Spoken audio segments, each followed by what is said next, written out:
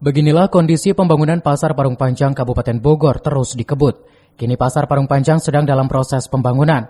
Sementara dalam pembangunan pasar tersebut di masyarakat tuai pro kontra. Pasalnya warga Desa Parung Panjang menilai sebelum akan dibangun pasar baru Parung Panjang, terlebih dahulu pengkajian dalam dampaknya dari lingkungannya. Sementara Kepala BPD Desa Parung Panjang TB Ule Sulaiman mengatakan, kerekatan dengan pembangunan pasar Parung Panjang ini ironi dengan tidak adanya kajian terlebih dahulu dari dampak lingkungannya. Menurut dirinya, instansi terkait pun harus menindaklanjuti AMDAL tersebut. Bahkan warga harus memantau pembangunan pasar tersebut. Sementara itu, dampak dari pembangunan pasar Parung Panjang itu akan adanya genangan air. Genangan air bisa meluap ke rumah warga Desa Parung Panjang diakibatkan oleh saluran drainase.